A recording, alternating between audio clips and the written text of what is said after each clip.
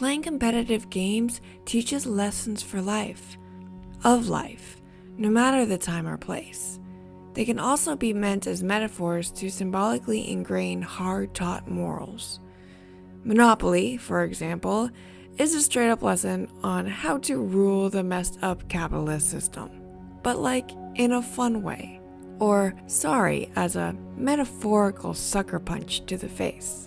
Although that comparison happened more often with Monopoly in my experience, the lesson I learned would line up with the original point of the game's creation, as a worrying realization that capitalism makes greedy assholes of us all. But if a couple or more people can agree on the rules, get along while playing, have fun, and can either be humble in victory or gracious in defeat, then maybe, hopefully, the rest will follow. My name is Renee Whitehouse. You're listening to Detours in Archaeology. This is Senet, the game of passing. As one of the oldest known games in history, Senet, or Senet, has been played at least since and likely before 3100 BCE, according to the archaeological fragments of the boards found in the First Dynasty burials. For the Egyptians, the game was a way of connecting to the gods and possibly influencing their journey to the afterlife. The easy connection is made via the ancient Egyptian word Senet, spelled ZNT, meaning passing, or as it transitioned to the more modern Coptic CINE, meaning passing or afternoon. With more recent research, though it does date back to the 70s and 80s, Egyptologists have been able to translate and extrapolate meaning based on hieroglyphic text from murals on burial walls and coffin texts, also dating back over 4,000 years, providing extra purpose behind the game. This is played as a mystical connection between the player or players and the sun god Ra-Horakhti. It's quoted in the Book of the Dead that the game of passing, or of passage of the soul to another world, symbolizes the struggle of the player's soul against evil or against enemy forces that wander in the underworld. According to the researcher Pichone, Senet began as a strictly secular game, and its evolution can be analyzed in a practical as well as mystical sense. Historically, Senet made its first known appearance in the 3rd Dynasty Mastaba, or tomb of Hasira, the overseer of the royal scribes of King Djoser at Saqqara, dating to approximately 2686 BCE, or over 4,500 years before present. Unidentified Senet-like boards have also been found in the pre-dynastic and First Dynasty burials at Abydos and Saqqara and date back to between 3500 to 3100 BCE, or over 5,000 years before present.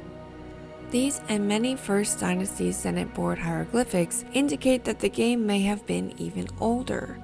Annotated depictions of people playing the game also appear on the walls of the later 2686 to 2160 BCE Old Kingdom mastabas, along with other daily life scenes. These pictures and their captions show that Senet was a game of position and strategy. Also, you had to be lucky. According to Pichone, in the 18th dynasty, from 1570 to 1293 BCE, Senet underwent some major changes. Each player used 5 draftsmen, which are the pawns, instead of 7, and the game was built into a self-contained wooden box with a drawer to house the draftsmen and casting sticks. Just like we would find chess on one side and backgammon on the reverse, one side of the board served as the Senet board, with the reverse side often bearing a different name, and I hope I'm pronouncing this correctly, Tza. I'm not sure how to pronounce this, but it's spelled Tjaw. The ebony, ivory, and gold game board found in the tomb of Tutankhamun is a particularly ornate example of this type of board. Most boards by this time were also inscribed with the standard funerary offering formula, indicating that from this point on, they were sometimes manufactured strictly for the tomb. Most of the boards known from this period were found in tombs. That also might be preservation bias. Also quoted from Pachone, wall paintings in the tomb of the Vizier Rakmire in Thebes show a porter carrying a game board into his burial. Similarly, the mayor of Thebes, Senet, is shown with his board attending him in death. The information about the game has mostly come from the Egyptian Book of the Dead, a collection of scrolls along with pyramid and coffin texts dating from the Old Kingdom to the New. The scholarly evidence of the Egyptian ideas of the time and space in between death and the reaching of the afterlife, the passage as it were, have been found in passages expressed in the Egyptian funerary texts in the Book of the Two Ways, the spells of the 7 gate paths, the chapter of the 14 abodes of the underworld, and the spell of the 12 crypts. As with everyday objects that are also used for special high-class rituals, the materials used changed drastically depending on who was playing. The wide range included cheap wooden slabs, intricately carved wooden boxes, fired blue faience, rock, etc., with obviously the most expensive versions being found in the burial chambers of highborn priests, nobles, and kings. However, what I find extremely cool and the most human is that improvised boards were also found on school tablets played by students and roof and building slabs played during work breaks, similar to how you'd find tic-tac-toe on old slabs today. For the ancient Egyptians, death is not thought of as the great leveler, but through a filtering process, people are divided into 2 parts, a sphere of light, where the justified dead live in a divine community centered around the sun god and Osiris, and a sphere of chaotic darkness, where the damned suffer eternal punishment. So, because everyone must be judged at one point after their death, everyone gets to play and learn from the game. In some murals, the people buried with the game boards are portrayed as playing the game with no adversary. Inevitably, one of the most asked questions after introducing a game to someone is this: well, how do you play? Well, with a several thousand-year-old game, actual rules have been lost and altered over the centuries, especially after the game was left behind for centuries, and then with its most recent resurrection in the 20th century. For expediency and accuracy, should anyone like to make the game board and play for themselves, links to multiple rule sets are listed in the description and on the full articles page. The board itself is made up of 30 squares called houses, 3 rows by 10 columns, that the 2 players must move their pieces through in a boustrophédon, a Z-shape or inversed S-shape pattern across and down the board. In the New Kingdom secular version, the 5 pieces each player controls are either colored white or not colored against the pieces painted black, like in chess. In the setup, the players' pieces are lined up by alternating colors along the top row, starting with the white on the first house, the square in the upper left corner. This house is called the House of Thoth, leading to the final black piece to be played on House 10. The goal of the game was to progressively move one's pieces, or draftsmen, to the 5 squares on the lower right and remove them from the board itself. Like chess, white moves first, because that player was set at a slight strategic disadvantage due to their piece's position on house number 1. Players vied initially for the first square and then to pass, move ahead, and even force their opponents backwards with blocking maneuvers, not unlike backgammon. To move forward, the player gathers the grouping of either 4 or 5 sticks, depending on the source, which act as the die. They are curved and painted on one side and flat and left unpainted on the other. These sticks act as a specific mathematically proportioned algorithm of chance tosses. What I was told when I learned to teach kids while working in the Rosicrucian Egyptian Museum, and that I have no actual scientific basis for this, was that due to the special addition of the tossed sticks, you can never roll a 5, since you only get moves on the rounded side up. According to an article written by Nogueira et al. In 2019, after throwing the 4 rods, each flat face facing up was worth 1 point. Thus, the possibilities were 1 flat face up, 1 point, 2 flat faces up, 2 points, 3 flat faces up, 3 points, 4 flat faces up, 4 points, and 0 flat faces up was worth 6 points. There does not seem to be a clear reason explaining the absence of the 5-point score, which seems to contradict some images and text showing that in addition to being a result that could be obtained, it was also an excellent move. As other sets of rules accept the 5-point score, we wonder why a few researchers hypothesize its absence. Maybe the game evolved and a replacement of the 5 by the 6 had taken place, intending to make the game more exciting. As a tour guide teaching kids how to play, we didn't have enough sticks to toss when playing in a large group. When rolling the die, if the 5 was rolled, it being an unlucky number or a number symbolizing chaos, though I couldn't find any historical background to this either, the die would simply be rolled again. Maybe the museum had to make up a more interesting story for this. But as I learned, there are some special moves and strategies for moving forward. When in the first row, you have to move to the second, even if a player could replace the houses that are occupied.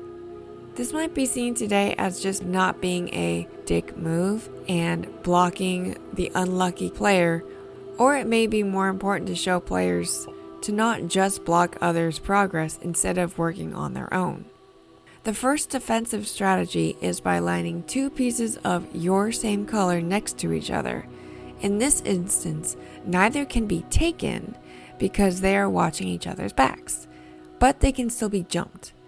The second maneuver is to line up 3 pieces, which is much too far to jump, and still no one can be taken or switched. If a piece is alone, enemies can easily sneak past it or jump it, or take or steal or kill it. If that happens, the piece moves back to the first house available in the first row, or the player will have to toss or roll to enter back in the game. This could be a metaphor for rebirth or retrying, with the ultimate aim of getting all the player's pieces off the board first, like in later backgammon. There are scholars today who think the board meant men, meaning to endure and or calculations, which followed the hieroglyphic for papyrus. This connection to papyrus could be the symbol of Thoth, or Thoth, as the god of writing and record keeping, an important part of any game. The 30 houses of Senet were also supposed to be the days of the month of Thoth, the first of the new year. With the new year and the return of the ability, life starts anew in more ways than one. The first month on the ancient Egyptian calendar and the first month of the flood went by one Aket, or Thoth. In English, Thy in the Middle Kingdom, Dudits in the New Kingdom, and, no joke, Thoth in Greek. Unlike our 365-day calendar, the Egyptian solar calendar splits up into 12 30-day months and 3 large sections of 120 days, each plus an intercalary month of 5 epochamenal days, which is just a fancy way of saying days that are outside any regular month, like a leap day. They were generally celebration days and treated as outside the year. As the flood was extremely important, life itself on the Nile. The first season was called the inundation or flood, sometimes anglicized as Aket. This took place roughly from September to January. The second season was emergence or winter, Pert, spelled PRT, sometimes anglicized as Paret, roughly from January to May. And the last was low water or harvest or summer, SMW, sometimes anglicized as Shamu, which was roughly from May to September, though it did depend on the flooding itself. For those of higher social status who had much easier access to the game, had to learn the stories, understand its meaning, all to the purpose of joining the gods. By the New Kingdom, there were 2 versions of the game. The secular, which was played by 2 people, and the holdover played by 1.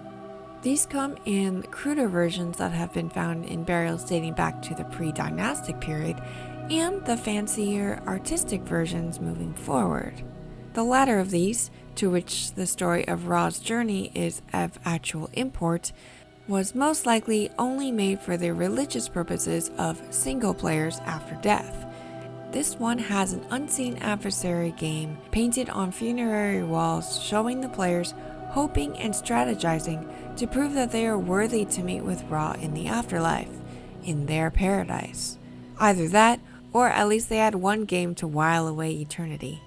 But it wasn't enough to paint the game on the tomb wall to prove their wisdom. First, they had to prove themselves and help Ra get through the kingdoms of night. Some scholars have looked at the religious aspects of the game as being what trials the soul would be put through and must overcome to successfully prove their worthiness to the gods.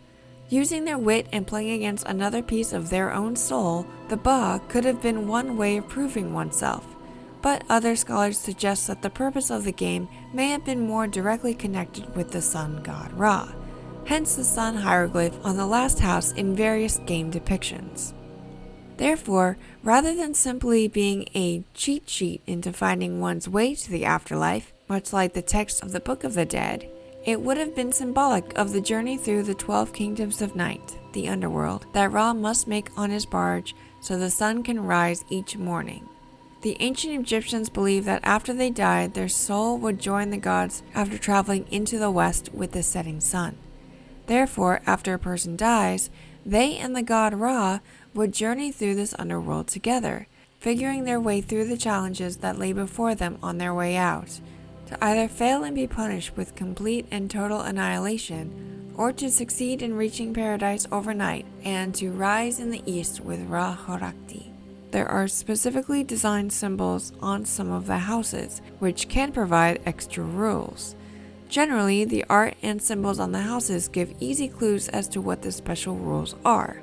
However, like hieroglyphics themselves, they each have their meanings beyond the obvious pictographic representations and their literal interpretations. Once again from Bacone, bonus squares, which allow free turns, were placed on the boards in key locations next to pitfall squares. The strategic occupation of these beneficial squares in conjunction with other blocking maneuvers could force the opponent into the pitfalls, one of which would later represent the netting of the netherworld executioners. In the simplest terms, this would mean the loss of a turn, and for the ultimate pitfall, the primeval waters of chaos, which means the loss of the draftsman or piece itself. Although almost 80 known Senet boards have some decorated squares, only the last 5 squares, the ones that are the key to winning throughout the game's history, were consistently decorated since the earliest boards during the Old and Middle Kingdom. These squares were inscribed with secular designs and numbers that meant simply good, bad, 3, 2, and 1. Good was a bonus, bad a pitfall, and the sequence 3, 2, 1 was the key to success, or winning the game. Never changing over 3,000 years, this sequence determined the movements of a piece in attempting to exit the board. To remove a piece from one of these last squares, and so to move off the board, a player was required to throw the sticks or bones or a die equal to the value of the square that the draftsman was on. A few examples of the houses that can be found are 1. The House of Rebirth, which is on space 15. It's decorated with an ankh, the symbol for immortality, that cross with the little hoop on the end, or with an ankh as being flanked by the Anubis Ad scepter. When you land on that house, you get an extra turn. The House of Beauty, or House of Happiness, which is on space 26, can be decorated with a circle or with a musical instrument that looks kind of like a lute. Sometimes it's a compilation of 3 lutes. For the House of Beauty or the House of Happiness, some rules say that you must land on this square to end up winning the game. The House of Water, or the House of Humiliation, of space 27, is usually decorated with some wave drawings. These waters are not good to land on. They carry you back either to the House of Rebirth or to the net that someone might land on square 16. If you land on it, you lose a turn. The House of Three Truths of space 28 is usually decorated with the symbol 3, or in hieroglyphs, 3 birds. It just means 3. The House of the Sun, 29, is usually decorated with the symbol 2, or 2 leaning men. The last square on the board, 30, is usually decorated with the symbol 1, or the Son of Ra. The number and intricacy of the hieroglyphs in the game also depends on how fancy the game sets were. There are many games that could possibly be the origins of or other versions of the game Senet, such as the Royal Game of Ur. According to researchers at the British Museum, one of the 5 game boards found by Sir Leonard Woolley in the Royal Cemetery of Ur. It's a wooden game board. The face is of 20 inlaid square shell plaques. The edges are made of small plaques and strips, some sculpted with an eye and some possibly with rosettes, and on the back there are 3 lines of shell triangular ornamental inlays. This game was also close to Senet in design and play, but with squares creating differently shaped boards, blocking maneuvers are forced to be in different formations to keep the pieces engaged in battles. This could be a possible original version, or at least the basis of the form of the Senet game board is suggested to have come from or was connected to the Royal Game of Ur, or 20 squares. Or, in mythology like Mehen, the earliest Senet boards were found in the pre-pottery Neolithic from Canaan, beside other sorts of games from circa 7000 BCE at the latest. The earliest version seems to be a game that researcher Arad found in his early Bronze II dig. Like Senet, it has 3 rows of 10, shown as either divots or squared off areas.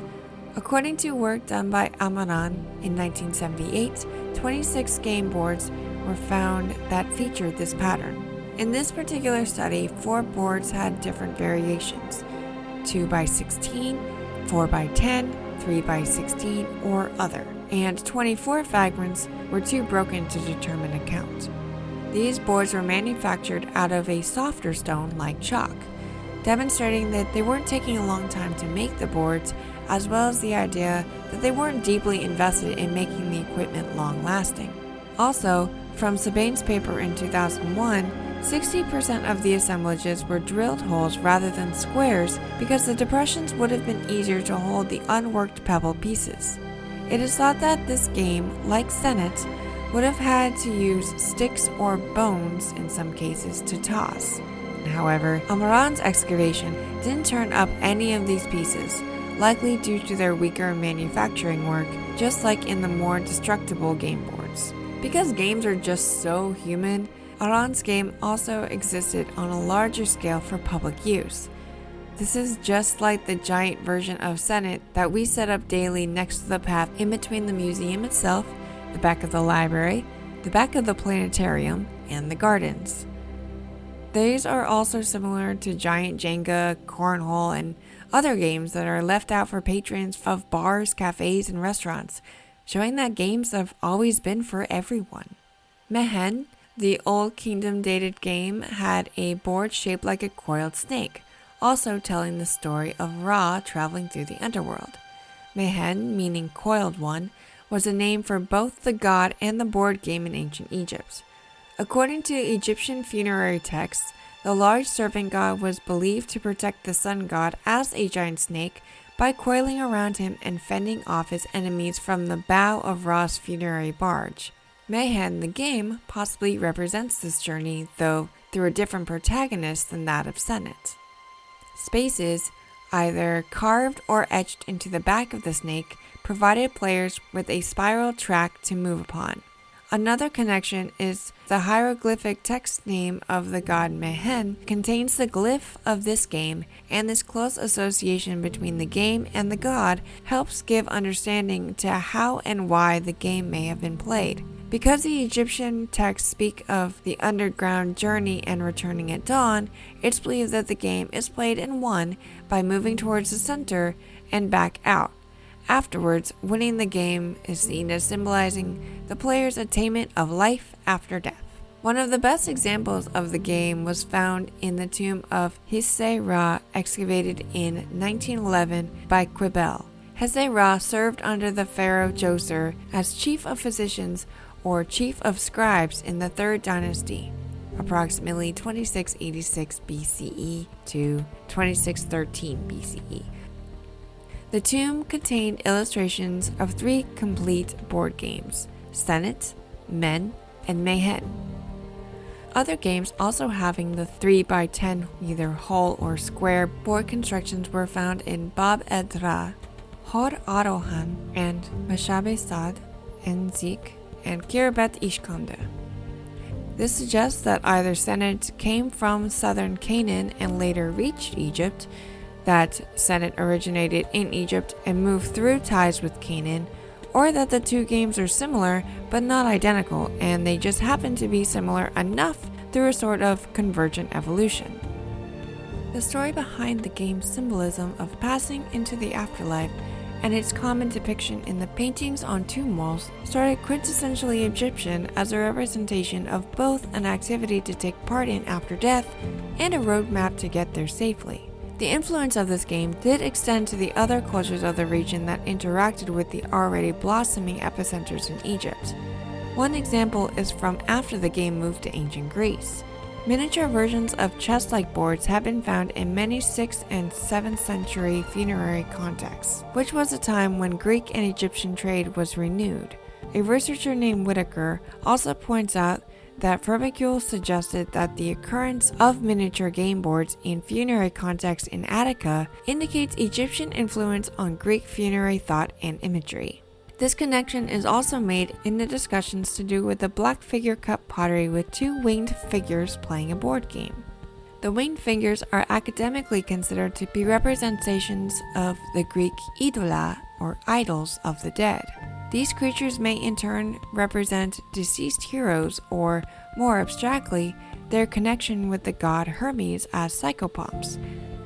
What is extremely interesting, of course, is that this value as a connection to death as a concept is only appearing in particular with games like Senet, not games overall.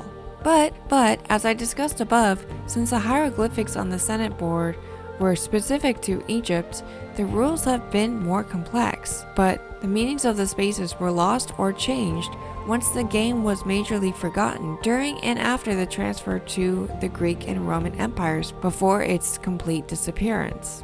Whatever the true origin, the game may have also been preserved by the Arabic name Tab, which is still played by the Bedouin peoples of Egypt, Sudan, the Niger, and the southern Sinai to this day. This intergenerational trading and keeping it intertwined with death, which is always a constant, helped keep Senet popular in both the spiritual sense and the everyday, with the common people learning and adjusting the rules to how playtests show that they work best. Around the 2nd century BCE, in the relatively faraway land of India, a game appears with some of the same game mechanics as the game of passing, the original version of Chutes and Ladders. Just like Senet, Moksha Patham, the ladder to salvation, or in Hindi, Gyan Japa, was more than a game for children, even though that was important as well. It was designed to teach strategies for war and for a meditative connection to its mythological and religious aspects, along with the progress and hindrances of humanity. The virtues that it espouses led it to be known as the game of knowledge, which is another interesting connection to Senet due to Senet's devotion to Thoth as a god of knowledge, with its roots in karma, strategy, luck, chance, and the universal truth of Ma'at, or the Egyptian word for and the goddess of the concept of universal order.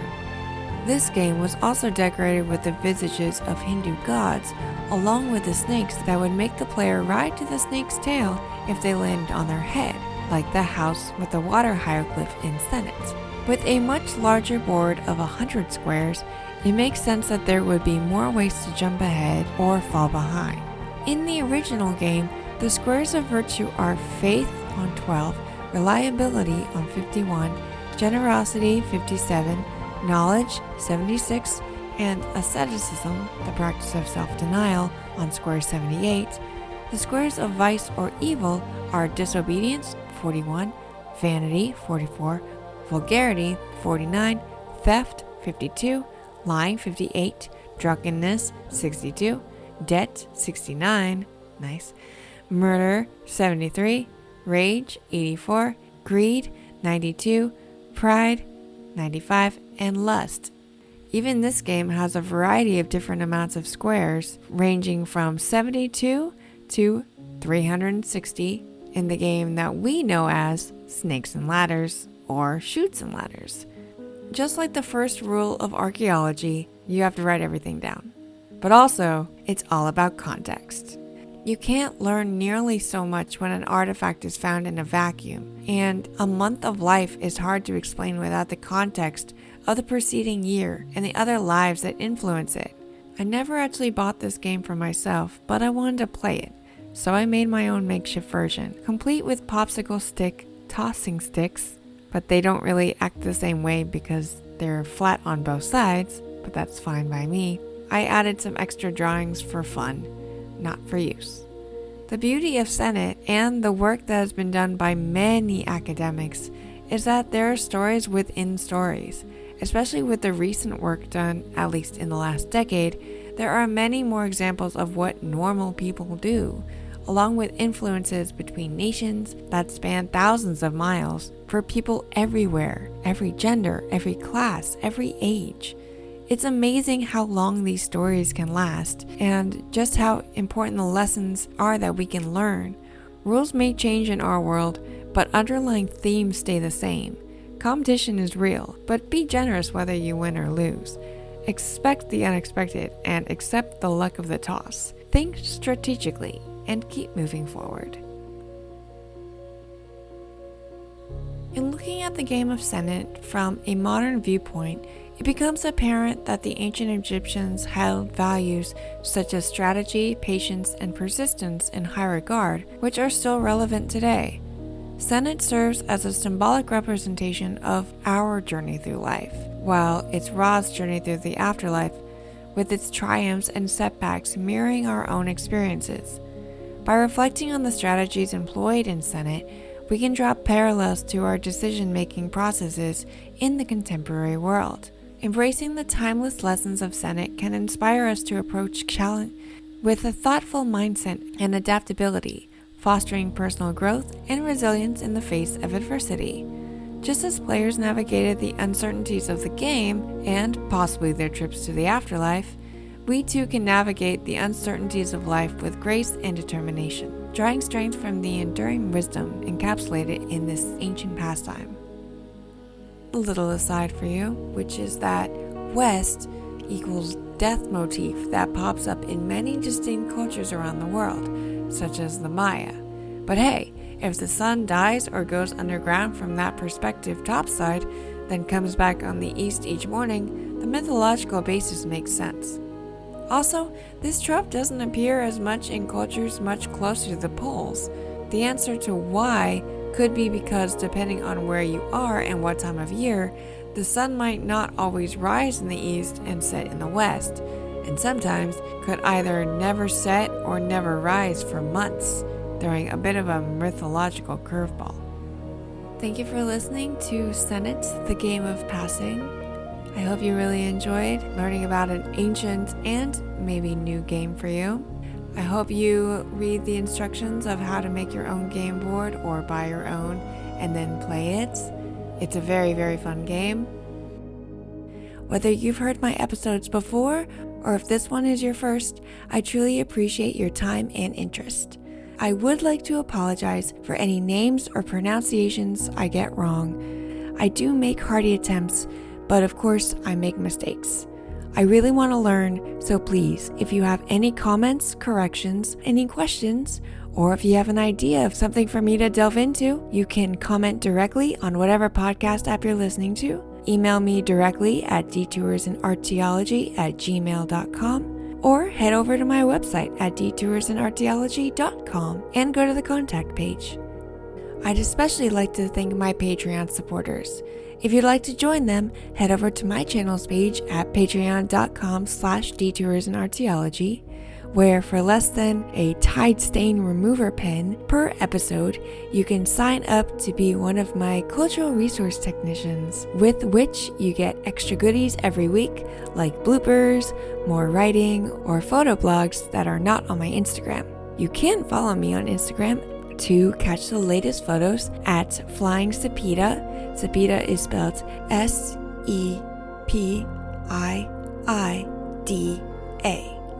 It is the family name for cuttlefish without the E at the end. And don't forget to sign up for email notifications at my website after you read a bunch of different articles. Every Wednesday, I have either an article or one of my personal illustrations posted, which you can get for yourself at the second level on Patreon.